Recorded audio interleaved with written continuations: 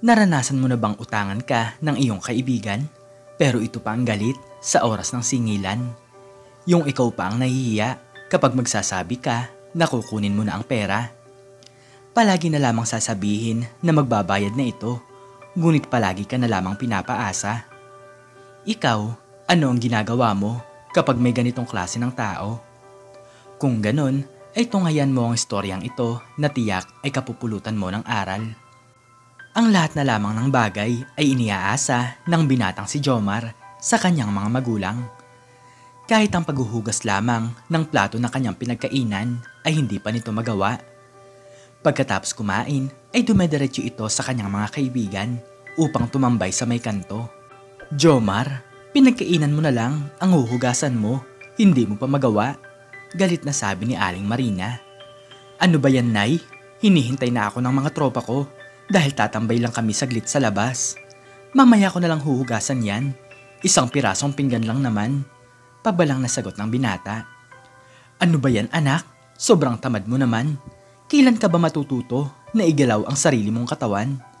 Wala ka nang ginagawa sa buhay mo, kundi ang tumambay. Galit na sabi ng matanda.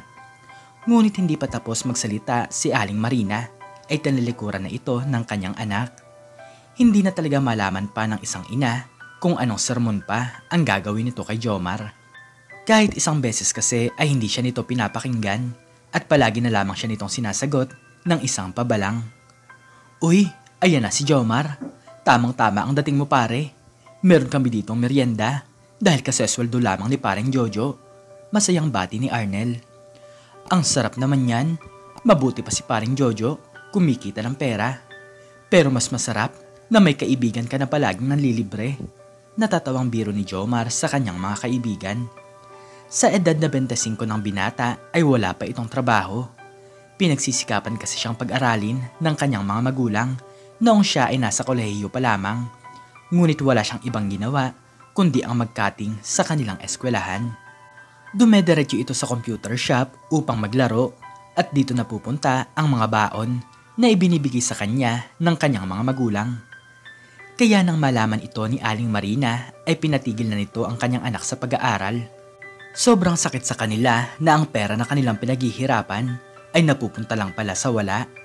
Kaya ngayon ay isang tambay ang binata at wala itong ginagawa sa kanyang buhay kundi ang magpasarap. Natuto na rin itong magbisyo at ang lahat ng pera na kanyang ginagamit ay hinihingi pa niya sa kanyang mga magulang. Isang araw ay naubos ang pera ng binata kaya nanghihingi na naman ito sa kanyang nanay. Nay, pahingi naman po ako ng 10 piso. Ipambibili ko lamang po ng tinapay. Pagsisinungaling ni Jomar. Di ba katatapos mo lang kumain? Matuto ka namang magtipid kahit minsan. Sagot ni Aling Marina. Nang dahil doon ay nagbigay si Aling Marina ng 10 piso sa kanyang anak. Pagkatapos noon ay agad na lumabas ng bahay si Jomar upang pumunta sa pinakamalapit na tindahan. Aling Nena, pabili nga po ako ng isang stick ng yosi. Samahan niyo na rin po ng isang candy, sabi ni Jomar sa tindera. Ngunit ang hindi alam ng binata ay sinundan pala siya ng kanyang nanay. Nakita ni Aling Marina na hindi pagkain ang binili ng kanyang anak. Gulat na lamang si Jomar nang marinig nito ang boses ng kanyang ina. Jomar, ang akala ko ba ay bibili ka ng tinapay? Ano ba naman yan? Tamad ka na nga, nagiging sinungaling ka pa. Saan mo natututunan ang mga bagay na yan? Galit na sabi ng matanda. Ano ba yan, Nay? Parang isang stick lang naman ang binili ko. Malaking halaga ba para sa inyo ang 10 piso? Sige, bukas ibabalik ko sa inyo ang hiningi kong pera. Basta isarado nyo lang ang inyong bibig. Ang daming tao dito oh. Hindi ba kayo nahihiya? Walang galang na sagot ni Jomar. Hindi nakakahiya na sawayin ka sa maling ginagawa mo, anak. Ang nakakahiya ay yung ginagawa mo sa sarili mong ina. Kailan mo ba malalaman na hindi na maganda ang nangyayari sa buhay mo? Paano na lang yan kapag nagkaroon ka na ng sarili mong pamilya? Naluluhang sabi ni Aling Marina. E di hindi ako mag-aasawa. Mahirap ba ang bagay na yun? Sige na, babayaran ko naman kayo bukas, kaya umuwi na lang kayo. Sagot ng binata. Talagang hindi na malaman ni Aling Marina kung saan nakuha ng kanyang anak ang ganitong klase ng pag-uugali. Alam naman nila sa kanilang sarili na hindi sila nagkulang dito. Minsan lang kasi umuwi ang kanyang asawa dahil nagtatrabaho ito sa ibang bayan bilang isang construction worker. Nang dahil sa sama ng loob ay umuwi na lamang si Aling Marina. Napapatulala na lamang ito nang dahil sa nangyayari sa kanyang anak. "O Diyos ko, kayo na po ang bahala sa aking anak. Kung ano man pong aral ang ibigay niyo sa kanya ay tatanggapin ko na maluwag sa aking puso. Basta po magbago lamang siya sa kanyang buhay." Malungkot na panalangin ng matanda. Ngunit pagkatapos nito ay gulat na gulat si Aling Marina nang biglang umuwi ang kanyang asawa. "Bakit naman biglaan kang napauwi? Ang akala ko ay sa isang linggo ka pa darating," tanong ng babae. "Mabilis naming natapos ang aming trabaho at ibibigay ko sa iyo ang lahat ng aking sweldo. Pero kailangan nating tipirin ng pera dahil baka magtagal ulit ang susunod naming trabaho," malungkot na sabi ni Mang Mario. Si Jomar naman ay pumunta sa kanyang mga kaibigan. Masama ang loob nito sa kanyang nanay dahil sa halagang 10 piso ay napahiya sila sa maraming tao. "O pare, bakit naman bigla kang napadalaw dito? Mamaya pa naman tayo tatambay," tanong ni Jojo sa kanyang kaibigan. "Ang nanay ko kasi sobrang bungangera. Pare, alam ko naman na may trabaho ka, kaya baka pwede akong makautang sa'yo ng 100 piso. Nakakaawang sabi ni Jomar. "Aba, oo naman. Wala namang problema sa akin na pautangan kita ng pera dahil magkaibigan tayo," nakangiting sagot ni Jojo. "Maraming salamat pare. Buti na lang may kaibigan akong tulad mo," masayang sagot ni Jomar. Masayang umuwi ang binata sa kanilang bahay at nagulat naman ito nang makita niya ang kanyang tatay. Alam niya sa kanyang sarili na meron itong pasalubong at higit sa lahat ay madali siya ditong makakahingi ng pera. "Mano po tay, kumusta naman po kayo? Hindi ko akalain na mapapaaga po pala ang pag-uwi nyo," magalang na sabi ng binata. "Naku po Jomar, nilalagnat ka ba? Hindi ka naman ganyan dati. Alam mo anak, wala na akong pera dahil ibinigay ko na lahat sa nanay mo," natatawang biro ni Mang Mario. Alam na kasi ng matandang lalaki ang kagustuhan ng kanyang anak, kaya bigla na lamang naging magalang ang binata. Manghingi lamang ito ng pera sa kanya, ngunit kapag wala siyang ibinibigay ay lumalabas rin naman ang tunay na ugali nito.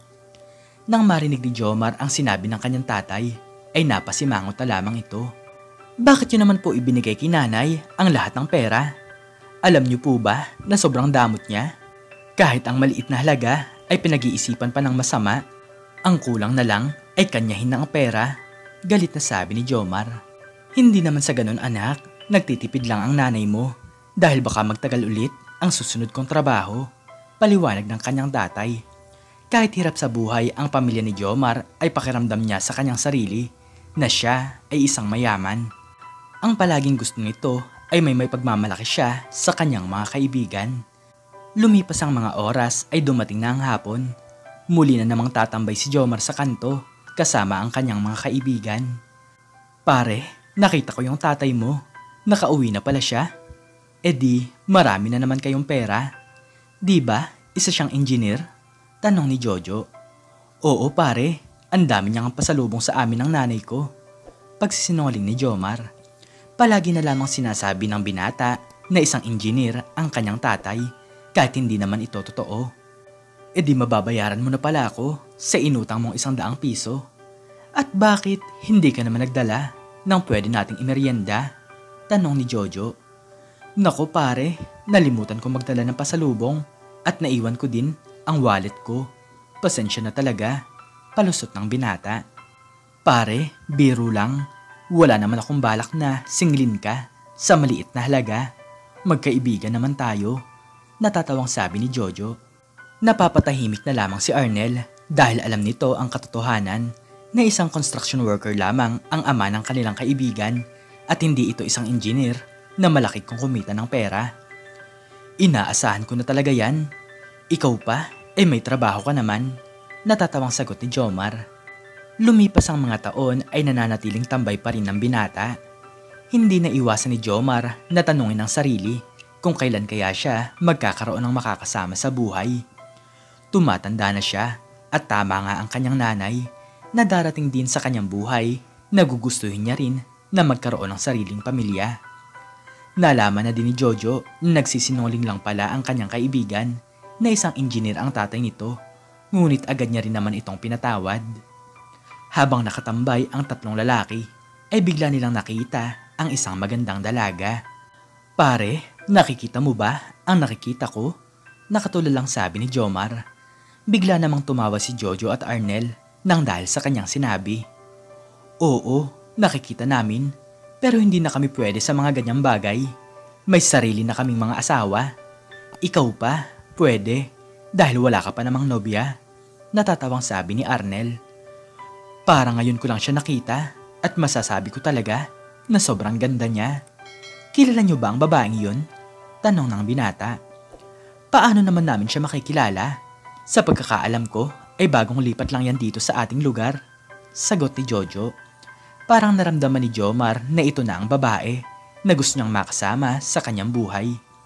Sa una niyang makita ang dalaga ay talagang halos matunaw ang kanyang puso nang dahil sa labis na paghanga.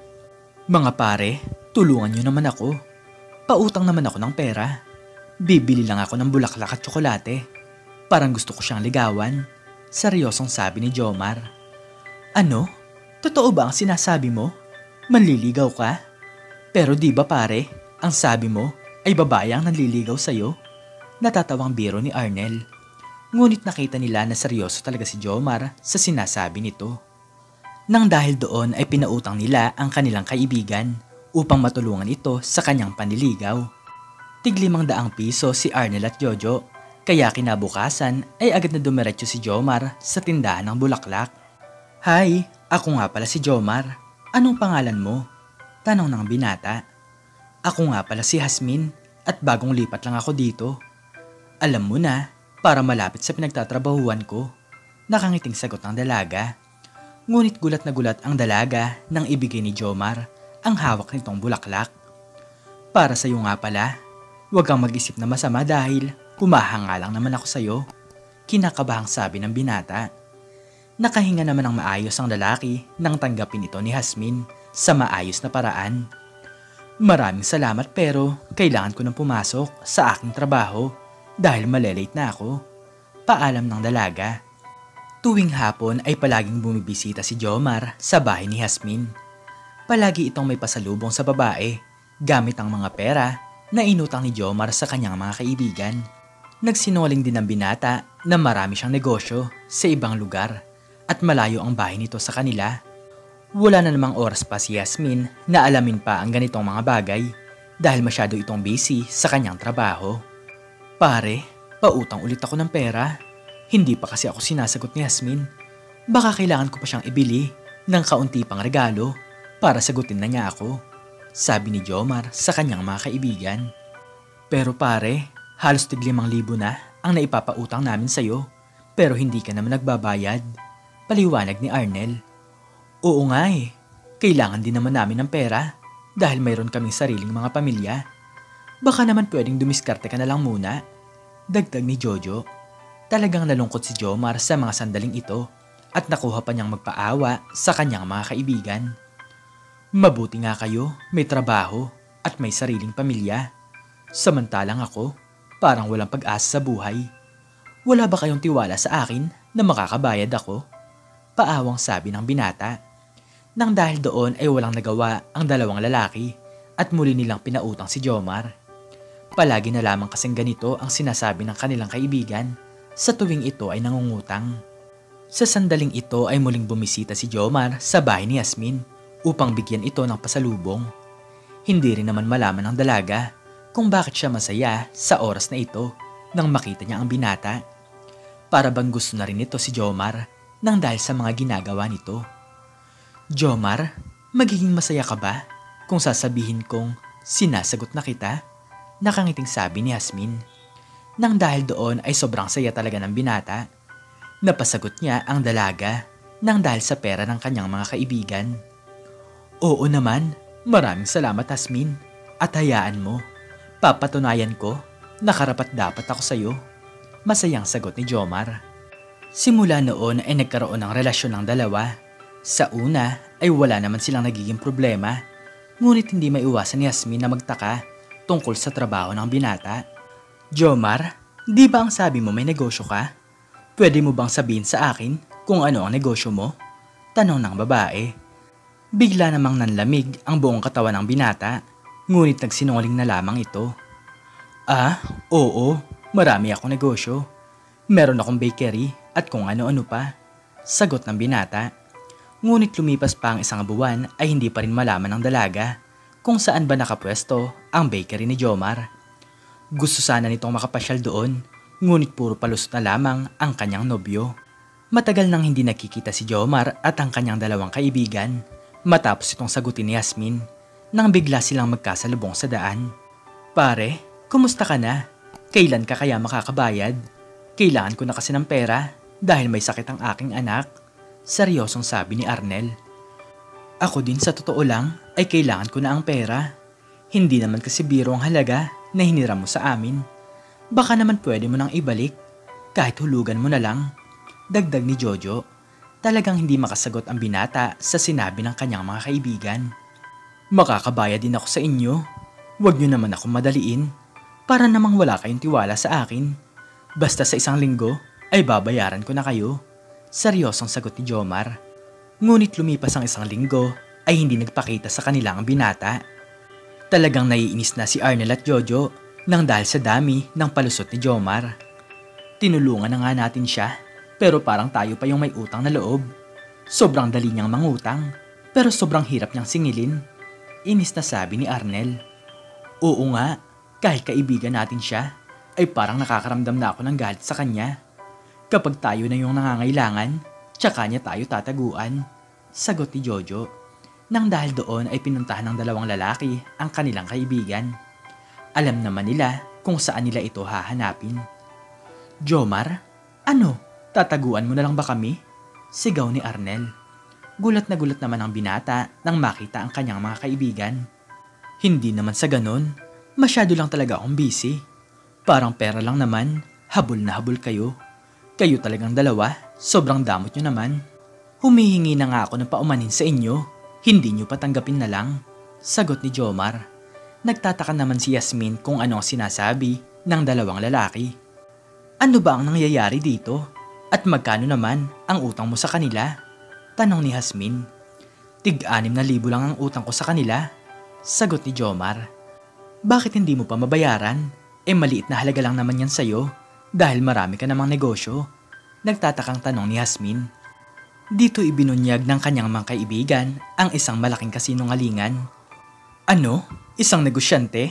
Wala ang trabaho yan. Pabigat pa sa kanyang mga magulang. Tigilan mo na nga ang pagsisinungaling mo, Jomar. At alam mo ba, Yasmin, ang utang na sinisingil namin sa kanya ay ang lahat ng ipinambibili niya ng regalo sa'yo noong nililigawan ka pa lamang ni Jomar. Galit na sabi ni Jojo. Nang dahil sa narinig ng dalaga ay bigla na lamang tumulo ang luha nito. Ang lahat pala ng sinasabi ni Jomar ay puro kasinungalingan lamang. Kaya pala hindi siya nito may pasyal sa sinasabi nitong bakery dahil ang lahat pala ay isang salita lamang. Totoo ba yun, Jomar? Umiiyak na tanong ni Yasmin. Saglit ay hindi nakasagot ang binata, kaya alam na ng dalaga ang tunay na kasagutan. Umalis na lamang si Jojo at Arnel matapos nilang makita na umiyak si Yasmin. Lumipas lamang ang ilang minuto ay nakipaghiwalay ang dalaga kay Jomar.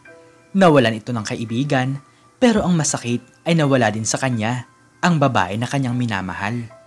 Nang dahil sa utang at pagsisinungaling ay isang malaking pagsisi ang kanyang nararamdaman. Umuwi si Jomar sa kanilang bahay upang maglabas ng sama ng loob sa kanyang mga magulang. Nay, masamang tao po ba ako? Umiiyak na sabi ni Jomar. Bakit ka naman umiiyak, anak? May problema ka ba? Hindi ka naman masamang tao, pero kailangan mong baguhin ang iyong sarili. Pangaral ni Aling Marina. Simula noon ay naghanap ng trabaho ang binata. Sa kanyang unang sweldo ay dito niya naramdaman na may pakinabang pala siya sa mundo. Mas masarap pala ang may trabaho kaysa ang tumambay lamang sa kanto. Unti-unti niya ring binayaran ang kanyang mga kaibigan at humingi siya rito ng kapatawaran. Mga pare, patawad sa nagawa ko dati. Hayaan niyo at makukumpleto ko din ang bayad ko sa inyo, nakayukong sabi ni Jomar. Nang dahil doon ay nagkatinginan si Arnel at Jojo. Huwag mo nang isipin yun, ang mahalaga ay nagbabago ka na. Masaya kami para sa iyo, Jomar, at huwag kang mag-alala dahil mananatili kaming kaibigan mo, sagot ni Arnel. Oo nga, Jomar, kahit anong maling nagawa mo ay kaibigan mo pa rin kami, dagdag ni Jojo. Simula noon ay patuloy ang pagbabago ng binata. Muli nitong nakita si Yasmin at humingi rin siya ng patawad dito. Naiintindihan naman ito ng dalaga at lumipas lamang ang isang buwan ay napatunayan ni Jomar na talagang nagbago na siya. Muli silang nagkabalikan at nagmahalan. Hindi na importante ang nakaraan dahil ang importante sa kanila ay ang hinaharap. Lumipas ang 2 taon ay naging maganda ang trabaho ni Jomar at naging totoo ang isang bakery na dating kasinungalingan. Kaya mo naman palang gawin ang dating kasinungalingan. Tingnan mo, may sarili ka na talagang negosyo, masayang sabi ni Yasmin. Maraming salamat sa inyo dahil tinuruan niyo ako na maging isang mabuting tao, nakangiting sabi ni Jomar kay Yasmin, pati na rin kay Arnel at Jojo. Hindi kami ang nagturo sa iyo, Jomar. Nagbago ka dahil ginusto mo ito, masayang sagot ni Yasmin. Ikaw, anong natutunan mo sa istoryang ito? I-comment mo sa baba ang iyong natutunan. At hanggang dito na lamang po nagtatapos ang aking istorya. At sana po ay nagustuhan niyo ito. Please like, share, and subscribe. And click the notification bell para lagi kang updated sa mga bago kong istorya. Muli ay maraming salamat po. At God bless us all.